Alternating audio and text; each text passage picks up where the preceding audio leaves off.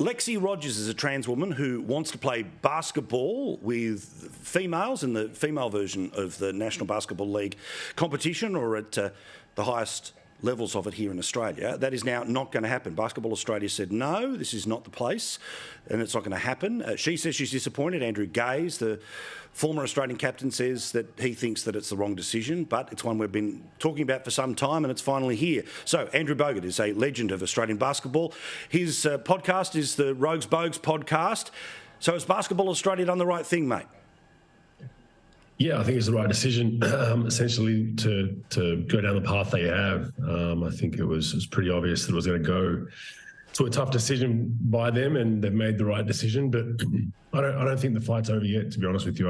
Reading the press release from Basketball Australia, first of all, an expert panel, Paul, had to convene to make this decision, which is, mind-boggling for me. I don't think you need an expert panel. I think it's pretty simple. I think males stay in male sports, females stay in female sports. And if you want to transition, have a third category. But I don't think the fight's over. I think this is a good start. But with wording along the lines of, we acknowledge we're still on a path of learning, and we acknowledge that we still need to have, further education on the matter, was kind of in their statement along those lines. I'm still concerned, and the fight's not over. Why I say that is because when you look at local junior sports, this is still rife. It's still everywhere. So this is a win for, semi-professional sport. But from what I hear from the community, people messaging me, there's netball leagues, rugby league, basketball, volleyball, whatever it is. There's, males that have, transitioned to female that are playing in those sports and hurting young girls. And that's still okay to this day. So that's the next step of trying to get that eradicated. See, you're a smarter bloke than I, but you smelt the same whiff about this, which was, this is today's decision, but this isn't the forever decision. You can see what's about to happen.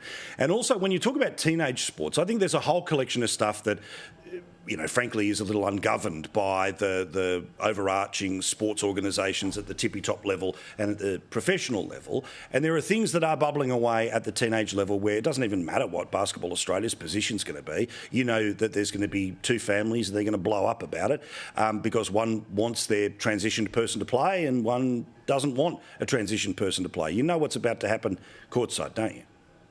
Yeah, and that's my point. We need to keep this topic on the burner and continue to discuss it, because I know for a fact there's a lot of people that are really angry about it. And I guess my message to those people in junior sports and those young girls and families is show up to your game. And if you're not okay with it, protest the game. If you're a 100-meter runner and you show up, get everybody on the page to, when that gun goes off, none of you run. That's the only way it's going to stop locally. And a lot of these local community sport organizations are very arrogant. They take their fees.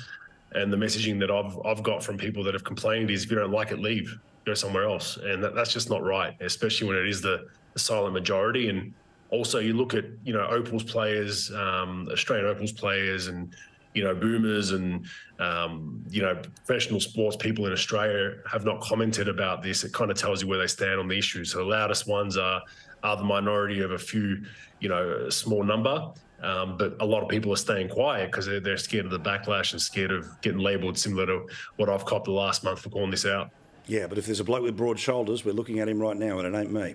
Now, today there was a collection of rugby league players who came forward to talk about the abuse that they receive as professional athletes via social media. I think we've got part of what they told a website today. We've always got to be careful of what we say because of backlash or whatever it is, etc. But for somebody in the public eye, we have a responsibility to set an example for ourselves. Obviously, the way we present ourselves, the way, we speak, the way, our professionalism, allows us to do so. But on the public, they can just say whatever they want and have no repercussions on it because they're, a nobody. I don't want to go into the depths, but I've definitely got death threats. People want to pour petrol on me. Now, Andrew, I think that obviously what they're talking about is disgusting, but I don't think there's a person of any prominence in any community that doesn't have some level of abuse coming their way. Thankfully, we don't live in a country where death threats are taken to their most horrible outcome. In a country like this, that's a good thing. It doesn't mean a death threat isn't frightening, but what are we supposed to do here? Are we supposed to instantly delete people's accounts? If that's the case, great, but that system isn't going to happen anytime soon. So what exactly is this complaint about? If you do it in the stands, they ban you for life. what can they do on the I internet? further read this article, and there was some lobbying for the government to change legislation. As soon as I saw that, I was like, whoa, stop. Like, I don't want government involved in anything like this. I don't want more legislation. What I've learned over the last couple of years with COVID and whatnot, once they get their teeth into something, they're going to keep biting. And I don't want any more legislation, because when they introduce laws and legislation for this, it's going to be used wrongly, and it's going to be used against good people, right? Now, on the side of athletes that are copping that abuse, I'm a prime example. No one cops more abuse online than I do, from my views. And I think it's a matter of, you got to turn it off sometimes. You got to put it down and go and do something else.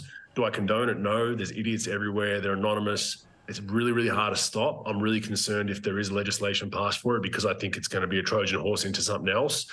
But, the thing is, you walk down the street, these people that are on their keyboard, they're very, very brave behind it. I never get any of that, rarely get any of that publicly. I'm a bigger guy and saw the rugby league players, but that just tells you these people, for the most part, have nothing better to do than go and abuse people. And a lot of them are angry gamblers from sports betting, which is a whole other case. But as far as a legislation, Paul, a Trojan horse, no. I don't want the government putting in any more laws for social media and this and that and digital IDs, and I don't want any of that. Yeah, but also because whatever the bar is today, it gets dropped, and the definition widens and widens and widens until what they don't like becomes the hate speech they're able to lock people up over. Thank you so much, Andrew. Lovely to talk to you. All the best. The Rogues Bogues Podcast is where you can listen to Andrew Bogut for even longer, or see him with us quite regularly here on Paul Murray Live.